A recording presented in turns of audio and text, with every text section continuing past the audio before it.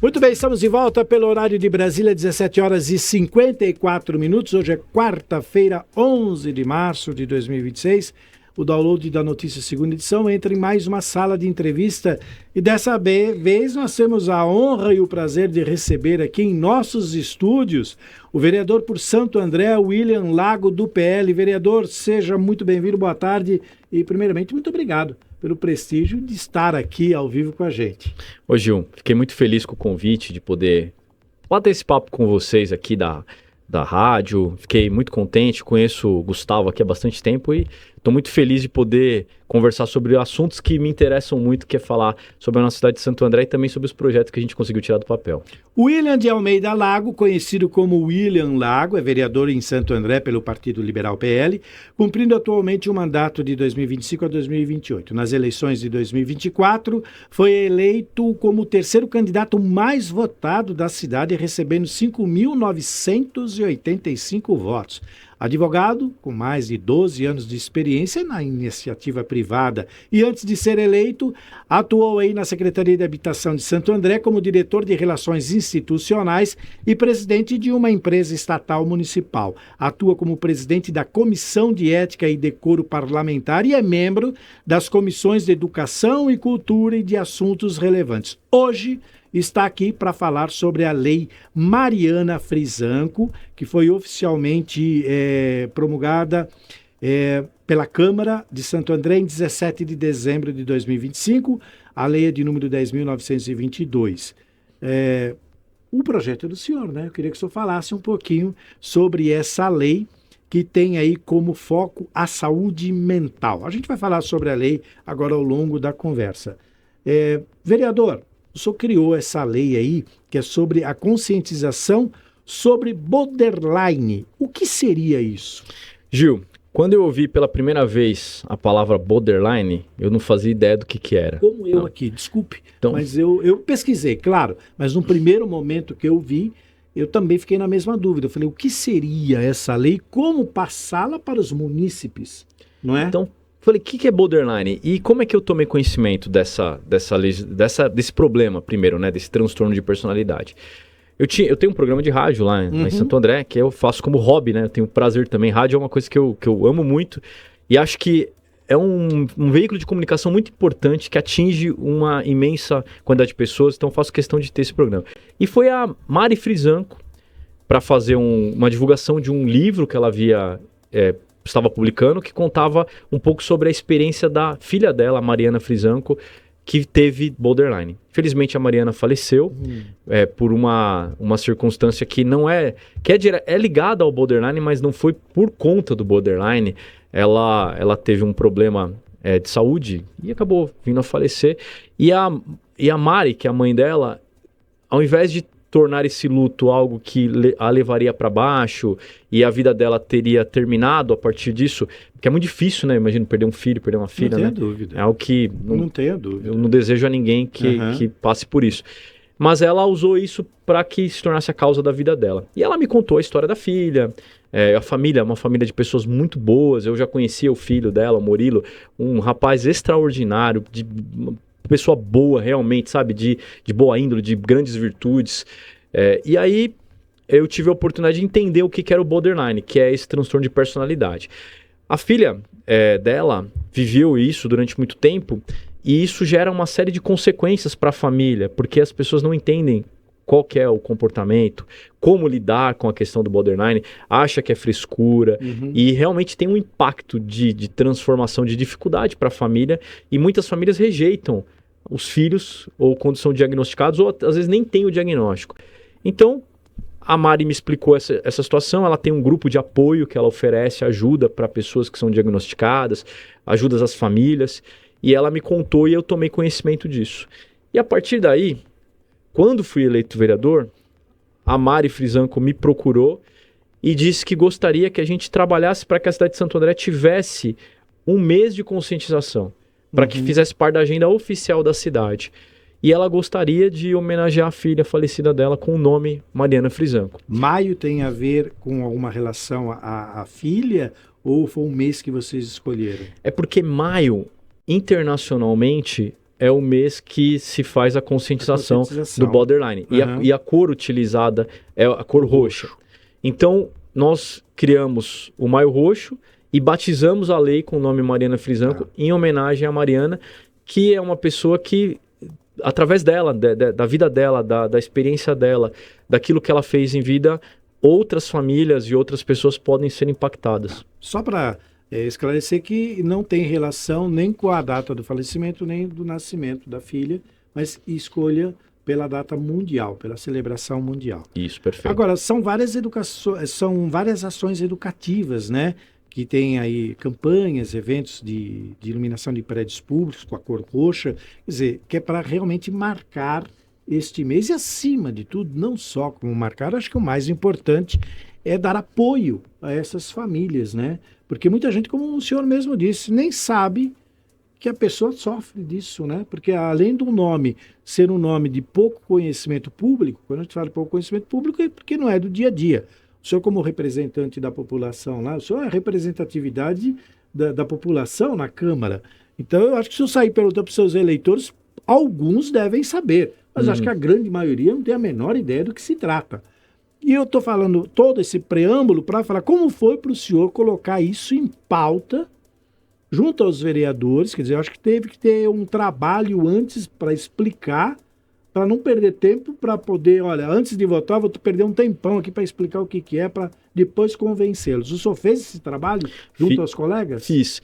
Eu tenho, modéstia à parte, um bom trânsito na Câmara, um bom relacionamento.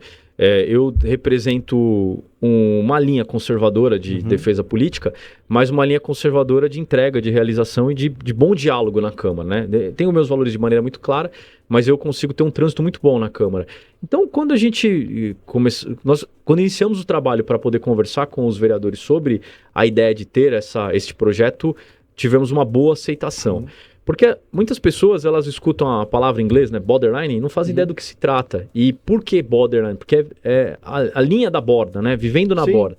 Então, a ideia é que quem tem esse transtorno de personalidade, ela está o tempo todo nessa borda. Limite, né, na margem, para cá ou para lá, né? Então, é a questão de estar muito, com muita ansiosidade, e aí às vezes está em depressão, então não tem. A gente normalmente vive a nossa vida sempre no centro, né? Uma hora ou outra você está triste, outra hora você está feliz, mas mantém sempre uma linearidade.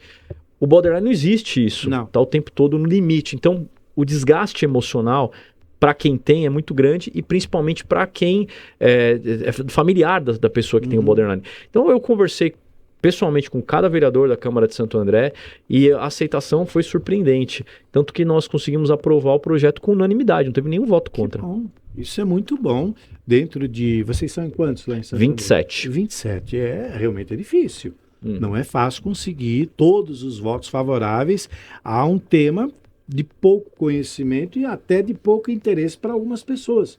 E tem gente que não se importa com o que acontece com o sujeito do lado. Né? Não é problema dele, não interessa para mais ninguém. E esse é um problema muito sério, minha gente. A gente vive hoje, o Brasil é um dos países que tem o maior índice de depressão, de ansiedade. Os jovens estão extremamente ansiosos, depressivos.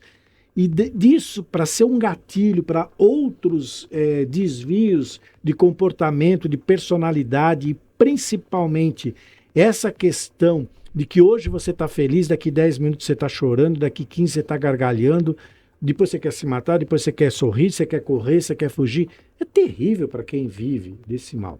Bom, além de considerar o mês de maio como o Maio Roxo, observando isso, as ações. Quais são as ações que vocês vão fazer? Porque foi agora em dezembro promulgado, ainda é muito cedo, vocês voltaram agora em fevereiro, né? Sim. Do recesso, então, praticamente um mês de trabalho. Quais são as ações que serão realizadas em cima dessa lei? Tá, a primeira ideia que a gente tem é de que a prefeitura, o poder público em geral, abrace a agenda do borderline como uma agenda oficial de Santo André. E o primeiro passo para que isso pudesse acontecer seria ter uma lei tornando no calendário oficial da cidade. Nesse primeiro ano, nós pensamos em fazer algumas ações, mas são ações privadas, junto com a Mari, que tem um grupo de apoio, que tem uma estrutura. Então, nós vamos percorrer a Oliveira Lima, ainda está em fase de planejamento, com ações, nós estamos com a ideia de fazer uma simulação de balé, por conta de que a Mariana Frisanco, ela se encontrou e dizia que sentia paz quando ela estava fazendo balé. Então a gente quer fazer uma apresentação, estamos em estudo isso ainda. Além de algumas ações de conscientização, irmos para a principal rua da cidade de Santo André, o calçadão comercial, que é a Oliveira Lima, para que a gente possa entregar materiais de divulgação, esclarecendo o que é a questão do borderline e fazer ações de conscientização. Mas a ideia é que nos próximos anos, já com mais tempo para planejamento, a gente consiga fazer eventos como, por exemplo, um balé dentro do município, onde o tema seja o Maio Roxo, o borderline, trabalhando com a vocação que foi da Mariana, juntamente com o propósito de conscientização. Então, ainda está muito embrionário, mas a ideia é que a gente expanda isso e consiga também ter o apoio da prefeitura para que ela consiga colocar no orçamento ações que partam diretamente do poder público. É muito importante não só a lei, como a divulgação, porque muitas coisas as pessoas nem sabem que existem e sofrem delas, né? A depressão foi uma delas. Sim. Depressão é um assunto que veio à margem agora, principalmente depois da pandemia. A ansiedade, quantas pessoas morreram sem saber que tinham ansiedade? E eu estou falando de coisa de 10, 15 anos, eu estou falando de 50 anos atrás. Entre outros males normais do progresso de uma cidade grande. Santo André é uma cidade grande que tem um movimento muito, muito intenso, tanto político como econômico. Aliás, Santo André tem um desenvolvimento econômico muito forte no ABC, né?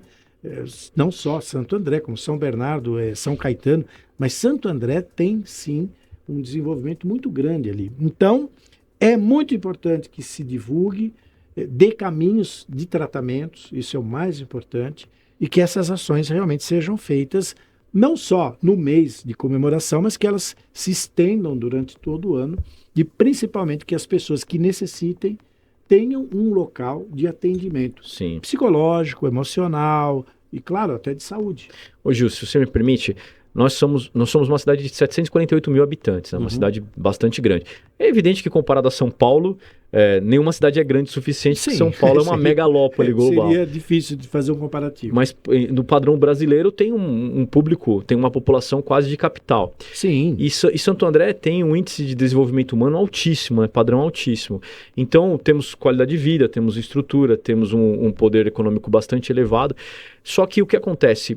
Quando a gente olha para a questão do borderline, mesmo numa cidade com toda essa estrutura, como acontece com São Paulo e muitas outras, não há conscientização para, inclusive, conseguir descobrir o diagnóstico da questão do borderline. Por quê? A Mari, que é a mãe da Mariana, ela nos conta que ela participa desses grupos de apoio que trocam informações no Brasil como um todo. E qual que é a primeira coisa que a pessoa tem de dificuldade quando ela passa por um princípio de ideia que ela possui o borderline? Ela não consegue encontrar diagnóstico. Porque é muito difícil você primeiro aceitar que tem um problema e segundo você conseguir encontrar um profissional que saiba reconhecer. Sim. Então já a conscientização já é o primeiro passo para que os profissionais possam já ter a ideia de que isso existe, comecem a conhecer a existência do borderline e tratem como possibilidade quando apresentar alguns certos diagnósticos. Vamos imaginar, vereador, que a grande maioria utiliza o SUS. O sujeito não sabe nem como chegar num clínico geral, que é o primeiro que faz o atendimento, explicar o que ele tem e saber qual é o profissional adequado para que faça o tratamento para ele. Então já começa por aí. Então essa orientação é extremamente importante. Eu desejo sucesso para o senhor, para a sua equipe, que eu imagino que tem uma equipe trabalhando no seu gabinete, a Mari, que ela continue com esse trabalho maravilhoso, que ela possa desenvolver e ter mais adeptos para que a ajude e que vocês tenham sucesso não só nesse projeto de lei, que o senhor crie outros também ligados a esse assunto e outros, não sou advogado, o senhor é jurista, o senhor sabe muito bem como lidar com essas questões. Tem uma experiência no setor público já grande por outros cargos que ocupou. O senhor falou que tem quantos habitantes Santo André? 748 mil. A média dos municípios da região metropolitana de São Paulo, que é Campinas, é de 70 mil. dizer, 10% do que hoje tem Santo André. Então é uma cidade extremamente grande. Eu acredito que o senhor ainda não tem um levantamento de quantas pessoas dessas 700 mil têm esse problema. Então, é uma dificuldade porque o diagnóstico ainda está sendo muito difícil de encontrar. A Mari, por esse grupo de apoio, ela já tem uma série de pessoas que fazem parte dessa participação junto com ela, que conseguem já ter tendência a ter o borderline.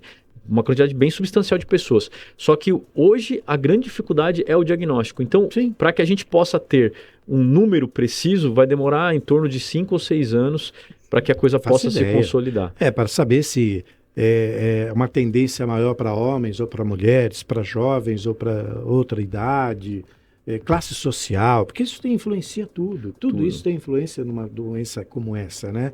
Eu não sei também se classifica como doença ou não. Sim, já está classificado como doença.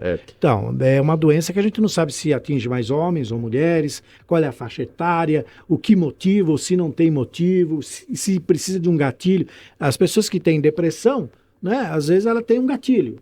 Ficou muito triste e deu a depressão. E eu conheço gente que fica muito alegre e entra em depressão. Sim. É emoção em excesso, seja para tristeza ou para alegria, da depressão. Eu tenho um amigo que quanto mais feliz ele fica, mais depressivo ele é.